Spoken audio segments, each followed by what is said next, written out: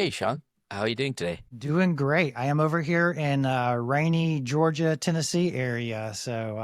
Good day to be doing a podcast indoors. Awesome, great stuff. Do you have a favorite quote, something that inspires or motivates you would like to share with our audience? I think one thing that's always inspired me or motivated me is basically the saying that what one man can do, another can do. We're all cut from the same cloth. Growing up, I had no barriers on what I felt that I could do. And I've just carried that into adulthood. If there's a challenge, if there's a task, if there's a business I want to do, I learn about it. I take action on it and I see what happens. Sometimes it works, sometimes it doesn't work. But I've just always had the mindset that, what someone is doing to make money or if someone else is running a different business, I look at what they're doing and believe that I can do that as well. And it inspires me to take action. And I'm a very curious person. So I love following my curiosities, following different paths throughout life. I think that's one of the things that makes life most interesting is that you can choose different paths, you can learn different things. Hmm. And when it comes to business, when it comes to founding businesses, I've never been afraid to try something. Now, it doesn't always work, but the winners, you do win, you do succeed. And that's one of the things I just believe that what another person can do, you can do as well. Indeed, indeed. And that's why, we need entrepreneurs like yourself on the show to inspire not just the people who are working from 9 to 5, but also the people who are going through the difficulties, the trenches right now, and they want to go other side of the forest in that sense, right? So, Shen, let's talk a little bit more about you before we start talking about the learnings, the strategies you have used to create multiple businesses. I'm eager to learn more about yourself as the person behind these successful ventures you have created. Can you take us back to your roots and share with our listeners about your childhood, your upbringing? How did your early stage experiences shape your journey and eventually led you to become an entrepreneur in your current date? And were there any key influences in your childhood? You know, a figure like I don't know if you have read the book Rich Dad Poor Dad, somebody like Yeah. that. And then what what kind of role this particular figure played in your upbringing, to shape your entrepreneurial spirit? Gotcha. Okay. So there's a lot to unpack there. Um, Personally, I think your childhood has a lot to do. You can overcome a lot of things if you had a bad childhood. But I was very, very fortunate in that, my parents were awesome. I won the genetic lottery. They never held me back from exploring what I wanted to do as a child. And as a child, there was one thing, though, I was the only child and I didn't have a lot of social interaction. So I was very shy. And I would say about eighth grade, I realized, hey, I'm behind everyone else socially. Like I had that self awareness that this is a deficit. And that was when I pretty much started a journey of always trying to improve myself and grow within myself. So I am 45 now. So we're going way back into late 90s. When you wanted to improve yourself, there was no YouTube, there was no internet. So the question is, how can I go from this shy kid to someone who is more, who is better and grow? So I actually went to the bookstores and it was not cool back then to be in a self-help.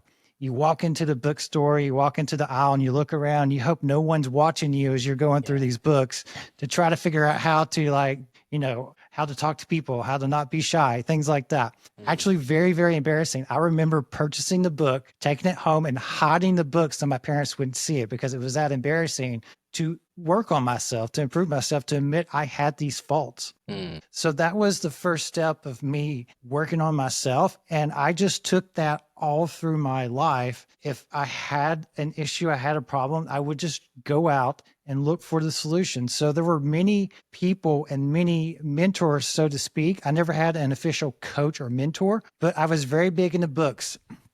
Rich Dad, Poor Dad is a book that really kicked me off on my entrepreneurial journey. When I was in college, I had a real estate major, but that major teaches you to go work for a corporation. When I took an entrepreneurship class, I read that book and I realized at that moment I did not want to work for anyone else. And that has proven to be true throughout my lifetime. I'm a terrible employee. I'm a great entrepreneur because I love working for myself. I'm a terrible employee working for others. I love expressing myself and my creative talents, not necessarily being told what to do by someone else. And I think being an entrepreneur, you do have to have certain personality traits and characteristics to be successful in it.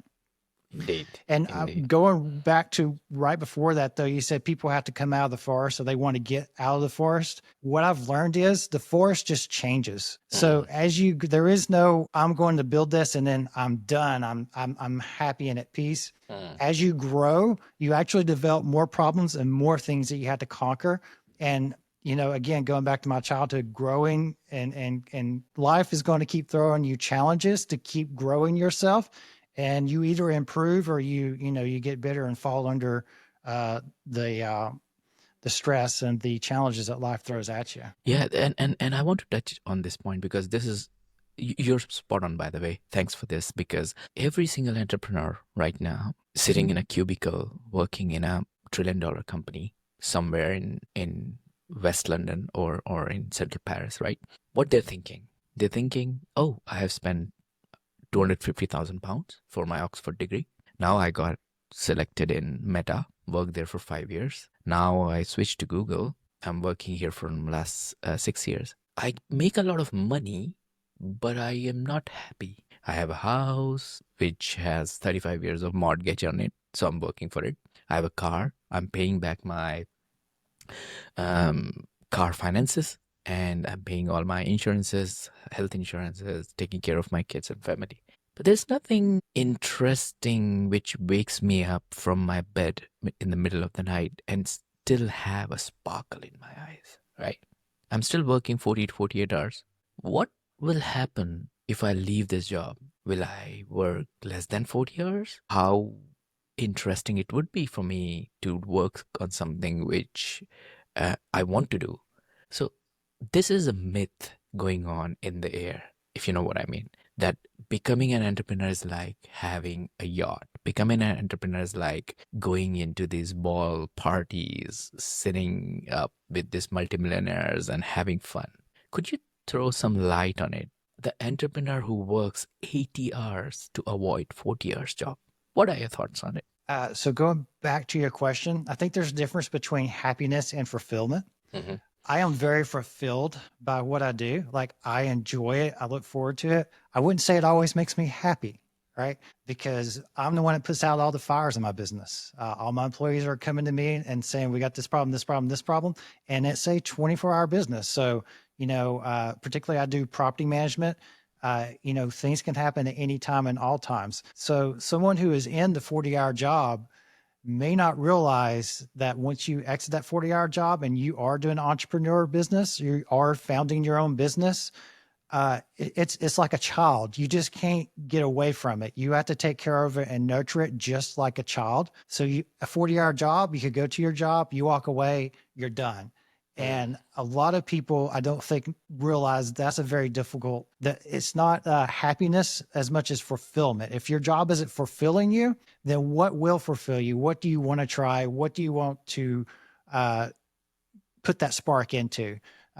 Because if you're doing something that you're not showing your light, your inner light of what you want to do, and that makes you happy, search around and find it. But you don't necessarily have to quit that job to search around and find it. And it may not even be entrepreneurship. Entrepreneurship is just the trendy thing for a lot of people. Again, you got to have a certain personality type, a certain resilience, an ability to handle negative energy, negative things that happen to you and bounce back from it. If something goes wrong, you can't go hide. You have to face it.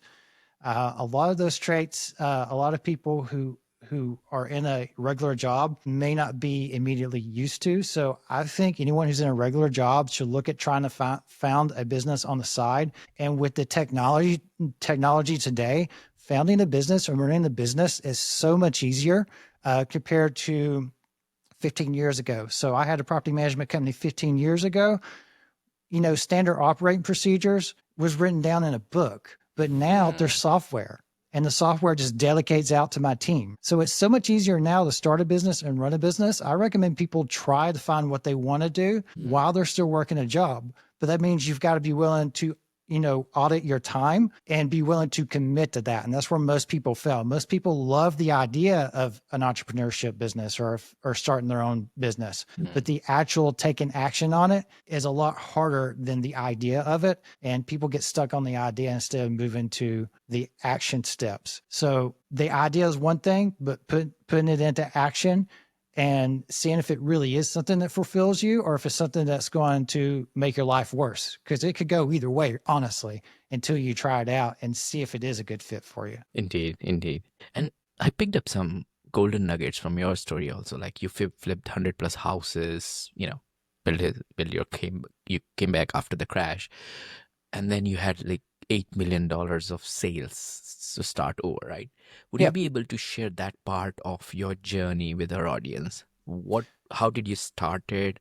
How did you got to the success? How did the crash affected you? And then what did you do to come back again? Yeah. One of the biggest things going back to wanting to be an entrepreneur, a lot of it's ego. So I was in my 20s when I started all this, and I will fully admit I was caught up into keeping up with the Joneses, but real estate investing style. So if you talk to a real estate investor who bought all these houses, it's like, okay, I want to go buy all these houses. And banks were throwing money at you at the time.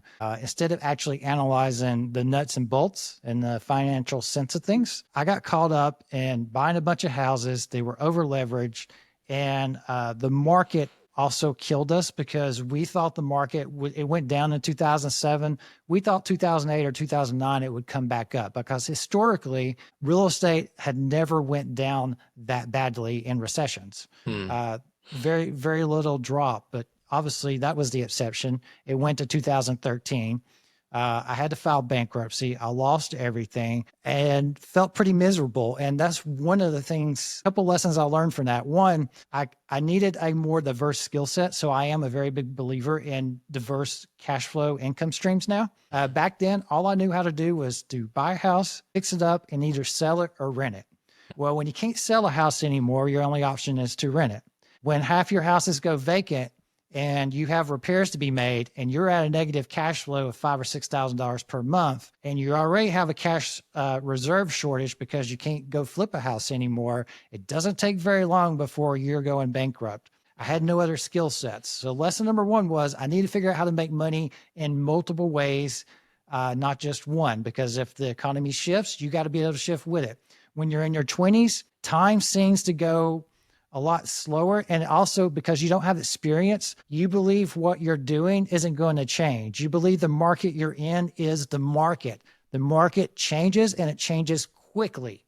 And you can't predict it. You can't predict where the market's going to go in your industry. It could be a short-term downturn. It could be a longer-term downturn. So you've always got to be developing skill sets and figuring out how to pivot when things in your industry shifts. Because that's the reason most businesses fail and don't last 10 years is the market shifts on them and they don't pivot and they go out of business. So that was the first lesson. The second lesson was had to drop my ego. I thought I was amazing. I thought I couldn't make any mistakes. I learned very quickly, no, that's not correct. So that totally shattered my, I guess, how grand I was persona. And also your mistakes last for years. So if you make a poor choice financially, even though I filed bankruptcy, just the emotional repercussions, just the failure of it all actually took me a couple years to work out of mentally. So the market in 2013 started shifting upward. I saw that. In 2014, I felt confident that the market was in an upward trend. So I decided I needed to get back in because I didn't have a lot of skill sets. I did have a small web design company I was doing during that time because I was good with computers. But I did love real estate. That again fulfilled me. So I went back and got my real estate license. In late 2014 to about 2019, I ran a real estate agent team, one of the first teams in our area. $8 million in sales isn't a lot now because all the appreciation that shot up after COVID. But during that time frame and the small market I was in, we turned over 40 to 60 houses a year with a team of 2 or 3 agents and really kind of set the standard in our market. it was so I developed the ability to sell houses as a real estate agent. I developed the ability to sell different types of houses as a real estate agent, foreclosures, retail houses. So we looked into different niches. The other thing I was able to do as well is um, in 2019, I decided to start a property management company again. I had one previously that blew up due to a failed partnership. Again, lessons learned. I made all my worst mistakes in my late 20s, early 30s, but that has really set the foundation for me to build a solid business now. So that's essentially what I've done. And while it wasn't pleasant, going through all those terrible things has really set me up to be successful now. And that's just part of the entrepreneur's journey is you gotta get out there, you gotta make the mistakes, you gotta fail, and you gotta be willing to come back and keep trying again and learning and growing. What did inspired you to leap into the launching the insurance agency back in 2023 then? Because, you mentioned that you started with real estate, Mhm. then the crash happened. There was a side hustle for web development company that didn't work out. I guess you also worked somewhere else during that time. But then what Uh, happened? no, actually, so I did. Imagine I'm broke. I got no money. I need to go get a job. I go and I'm desperate. I go to like a vitamin store and Mm, I fill out their application and I'm putting all these things I've done. And then they respond to me, "You're overqualified." mm, So I couldn't even get a retail job. So at that point, again, this is probably just a sign that I'm not figure it out yourself, Shane, because you can do this. So that's when I put together a small team to do web design development. So I joined the local chamber of commerce, networked with businesses, and sold websites. And I also did do some work for a real estate agent. Technically as an assistant, but I generally kept most of the income from it. These things are called broker price opinions. Basically, you just do valuations for banks. They pay you just a tiny bit of money. So I ran and did those, and those two things kept me afloat until I was able to steady myself back in 2014. The insurance agency. So going back to where I said I needed different cash flow income streams, yeah, yeah. I run a property management company. So if you think about property management, you have owners who own real estate. What does everybody need if they own real estate? Insurance. So I decided to go get an insurance license and sell insurance to my property owners. I did have since back in my 20s, I did sell life insurance as well. Mhm. So I had some knowledge of insurance in general, but I thought this would be a great add-on to my property management company. It's not really been a real profit generator yet because we're still growing and building the property management company. So, but the insurance agency I'm looking to get to probably in the next year or two. The main thing we did is I need to hire staff. So I need to hire a sales rep. I need to hire a customer service rep. But the past year, I've been figuring the ins and outs of it. And it's just been kind of a baby sitting there on the side that we're going to develop and grow in the next couple of years. My goal is with the property management company, with the insurance agency, I'm 45 now. In 10 years, see where I'm at and look at selling off both entities to basically be the majority of my retirement income. Got it. Got it. And would you be able to share some or break some myths about real estate or entrepreneurship in general that Sure. drives you nuts? Oh, biggest mistake about real estate is if you go back to read Rich Dad Poor Dad, he talks a lot about real estate, get into Mm, real estate. The thing is, there's a difference between a real estate business and real estate investing. If you buy a house for investing, it is correct that the tenant's going to pay the mortgage down, but your cash flow is only a couple hundred, $300 a month usually, unless you, or it's very small usually, unless you got partners in. mm, And the mistake is people try to buy, because this is my mistake. I bought a bunch of rental property and I was trying to live off that cash flow. But again, when they went vacant, I was suddenly in a huge hole. And that's a huge financial drain. So people mix up, I want to be a real estate investor. No, you want to build a real estate business. And building a business is a different skill set than investing, where you buy a house, let the tenant pay off the mortgage over that time, and then that's it. But you have other income coming from somewhere else. If you're going into real estate for full-time income, is probably one of the most difficult businesses you can do mm. because you don't have reoccurring income. If you're a real estate agent, commissions, they come and go. If you're flipping a house, that comes and go. Rental income, again, if the tenant vacates and you're having to come out of pocket, that's difficult. There's not a lot of actual cash flow itself in real estate, and that's why most people fail in real estate. It's very glamorous. You see all the TV shows about it, but a lot of that money you get from flipping houses just rolls right into the next house, and all that money keeps rolling around. Uh, you never really get to keep any of it. So what I would really advise people is not necessarily jump into real estate. If you can build another business that cash flows and then do real estate investing with it, I think is the ideal situation, because property management gives me a monthly income now. I don't have to worry about trying to sell a house just to make my bills next month. And it's a real business.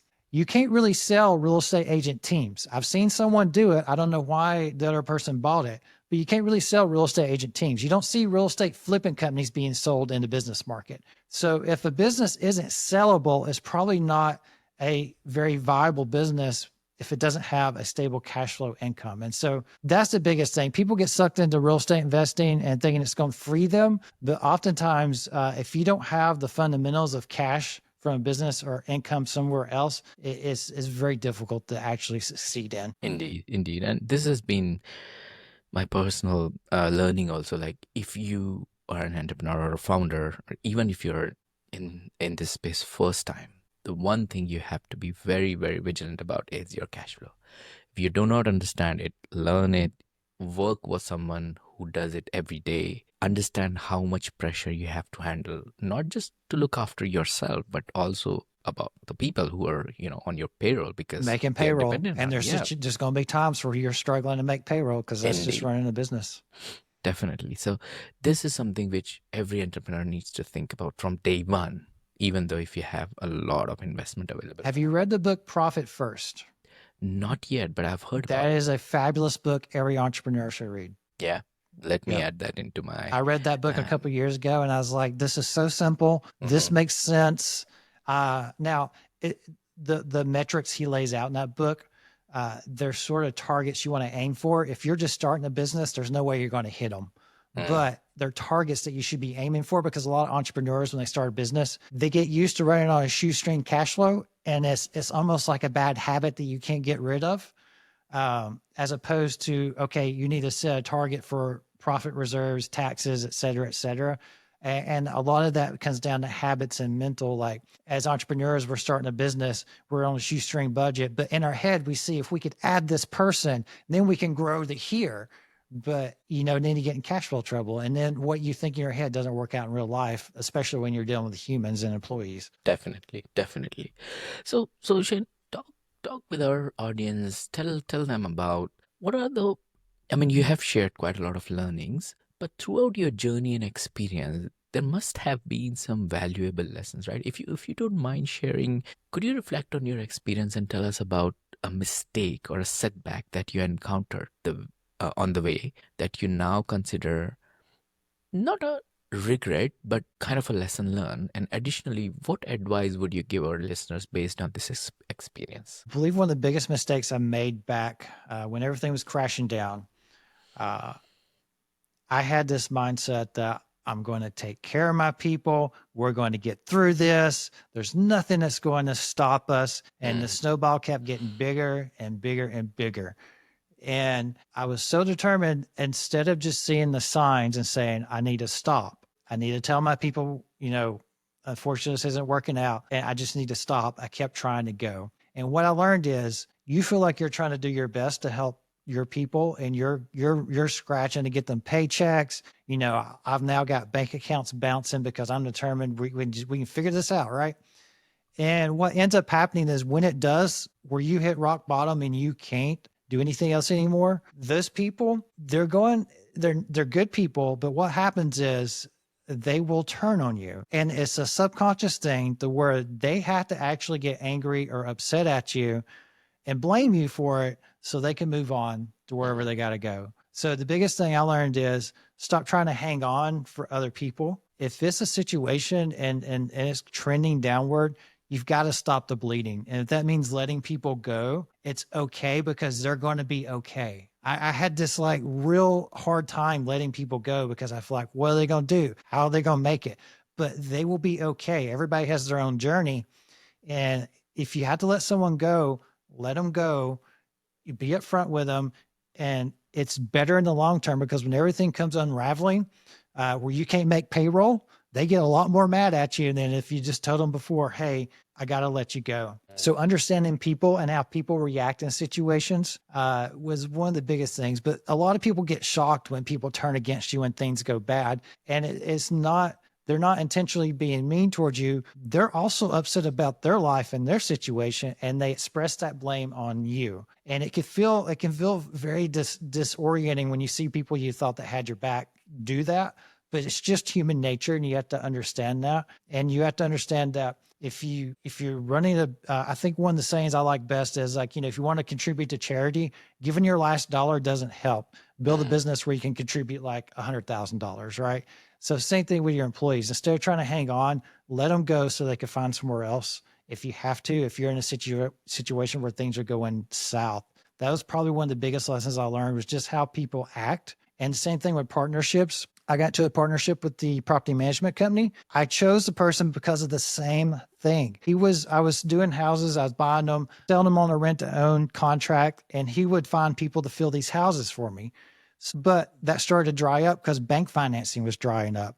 So I had the idea, well, I can't let this guy just, not go. Let's make him a partner. So I said, let's be partners in a property management company. I didn't understand a partnership is a marriage. And if I didn't know him well enough to do that. And I jumped into this partnership because one of the big things is, well, let's partner up. Let's do things together. And it's true. If you have a good partnership, it can excel. It can 10, 100x what you're doing. But also it's a double-edged sword, just like debt, just like leverage.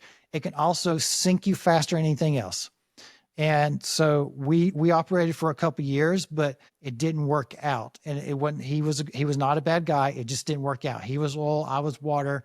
A lot was going on, particularly with me losing all my other properties and my other business and all that. So it was a lot. Learning people and learning how people will act, and that people will self-preserve and turn around and blame you for things, is just something I've learned to accept, and understanding you're not the savior of everybody. You can't save somebody if you don't have a business that doesn't actually cash flow. Got it. Got it. Great. I think before moving towards our lightning round, I want to ask you a personal question. Like, you have started, stopped, went bankrupt, again started, again stopped. So you have a very good understanding of how to restart things, especially when it comes to business. What is the process or step-by-step framework you follow when you're starting a business? This is a question I'm asking on behalf of all these listeners we have on our show who are still into their 9 to 5, or they already jumped, across that border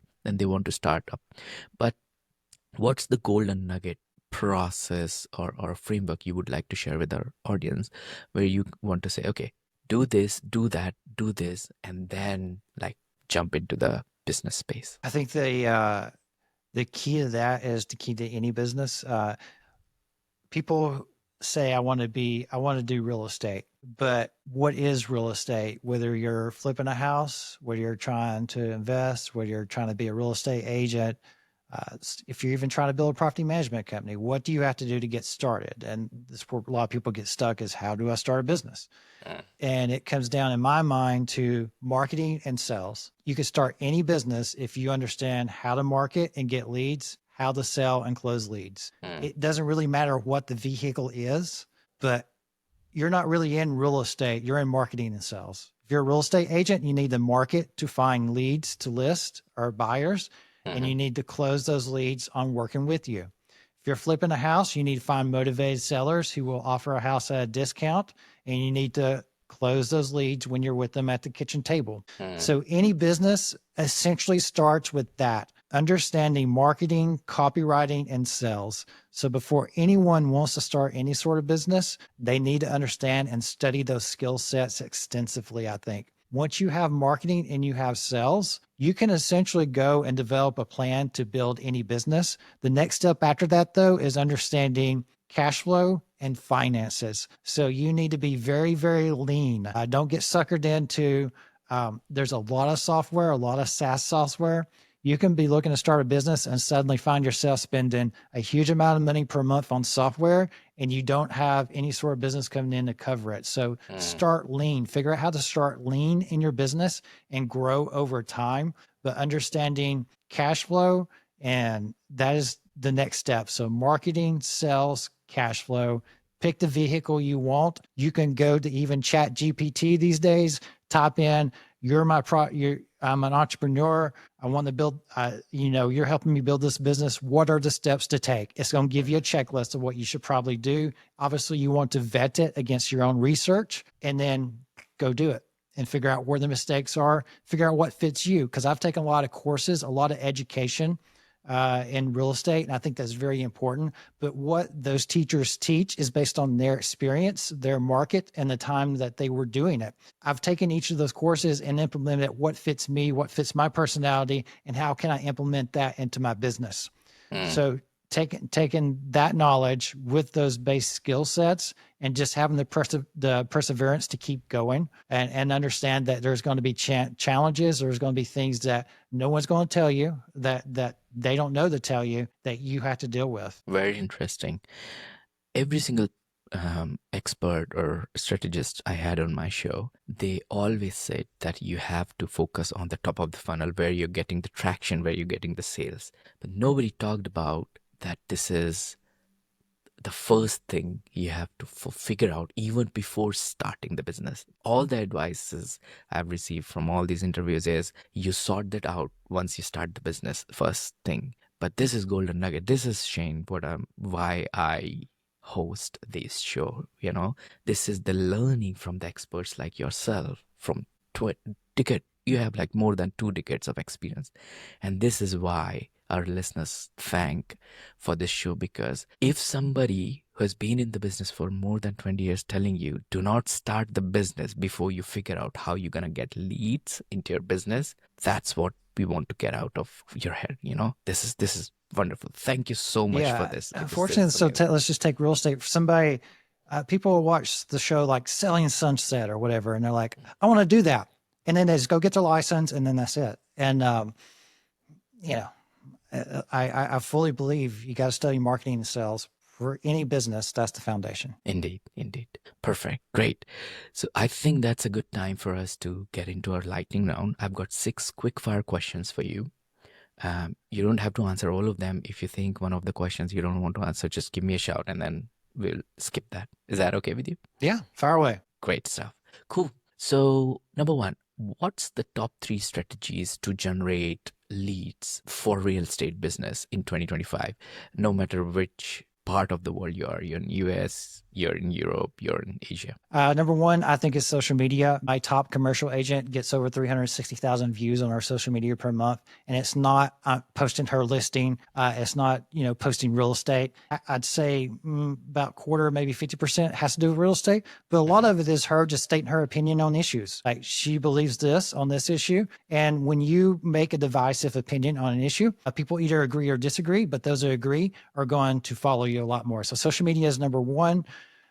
Developing, I personally like doing educational things. So I love doing like podcasts. I love doing like seminars and things like that. So figuring out if you're in real estate, if you want to be a real estate investor, for example, or you want to do anything, find out what people need to learn and where you can get your leads in to learn from you. One good friend of mine I know is running a building a fund to loan out hard money to real estate investors. They're starting a business networking event for people 500K and above. So in person is really good to put with social media. And then the third thing is just copywriting. If you can understand copywriting, this applies to most any business, and Chat GPT makes this super easy now. Go in and just study copywriting because big brands buy billboards everywhere. Branding works, but you have to have a huge budget.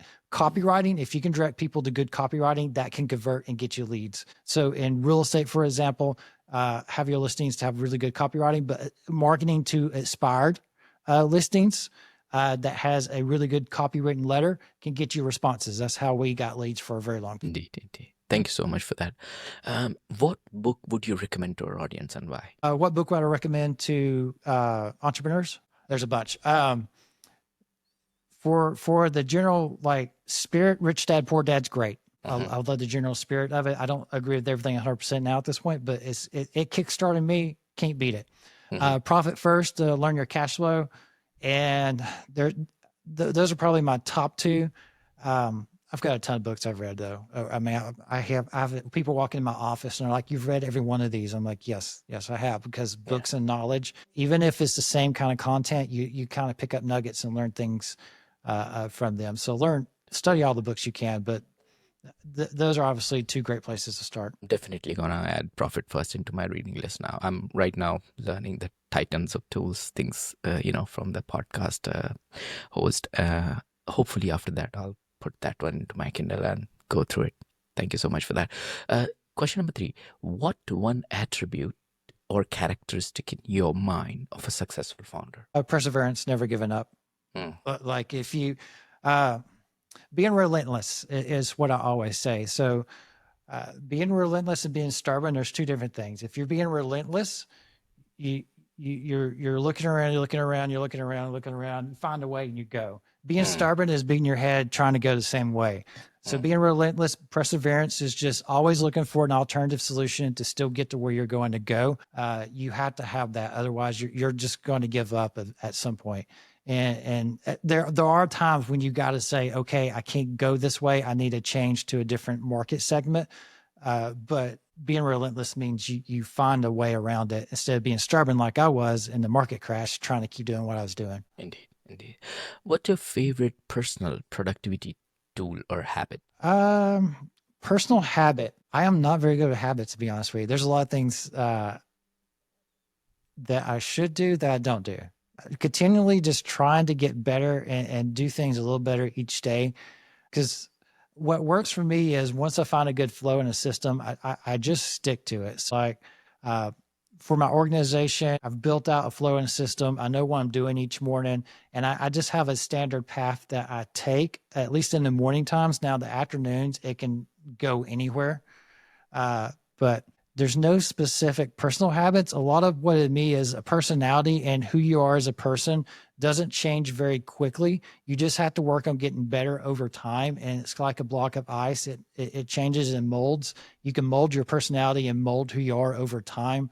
I've tried to do like the 90-day challenges and all this other stuff, but it comes down to over time, just making incremental changes. For example, let's just take healthy eating. I ate terrible in my 20s. I didn't change that overnight. It's just over the years, I've tried to get better and better and educate myself on what's good and what's not good. And I eat pretty healthy now. I'm not 100% perfect, but compared to where I was, I'm a lot better now. Perfect. What's a new or a crazy business idea you would love to pursue if you had time? I would love if I had time to dive more into AI. Mm, Like I don't have, that's the only thing about being 45 now is in my 20s, early 30s, I feel like I had all the time in the world. And I did try a million different avenues because I enjoy it. I'm such a curious person and I love information and knowledge. If I was younger, I would figure out how AI works and how I can integrate it in to a business to help it and just learn about it because it is going to change a lot of things. It's going to replace a lot of virtual assistants. It's going to have a big impact. I think it's a little, people think it can do too much from what it can right now, but I can see in the future, it really is going to be a massive changer of things. what an interesting or fun fact about you that most people don't know. Interesting fun fact about me. That's a good question.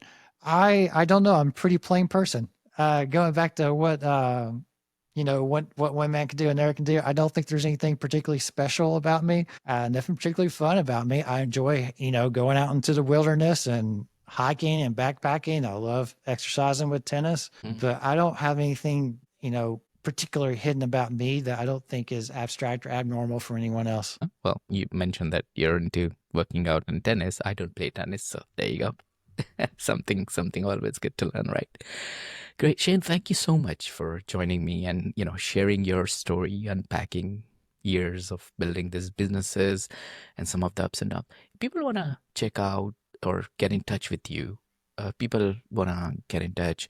What's the best way to do that? Sure. I actually love answering questions as long as it's answering a question or two and not me coaching you to your entire business. But I love answering questions. I'm pretty easy to find on social medias. My name is Shane Wilson Real Estate or Shane Wilson Training. Mhm. If you search those in any social media, I should pop up. more or less. It's not like I have a huge following at this moment in time. I don't have millions and millions of followers, unfortunately, just a couple thousand. So if you want to find me on there and add me, you can DM me and send me questions. I'll be happy to answer. Perfect. Shane, thank you so much for joining us today and sharing your inspiring journey and the impactful work you're doing through, your real estate businesses. It's been an absolute pleasure having you on Founders Podcast. Thank you. I enjoy sharing. I enjoy giving to others. So I really enjoyed this. Great. If you enjoyed this episode, make sure to subscribe to our podcast and stay updated on our future interviews. Make sure to search for Shane Wilson Property, and you will find him on LinkedIn and all other social media platforms. He'll be happy to answer your questions. Stay inspired, stay motivated, and keep building.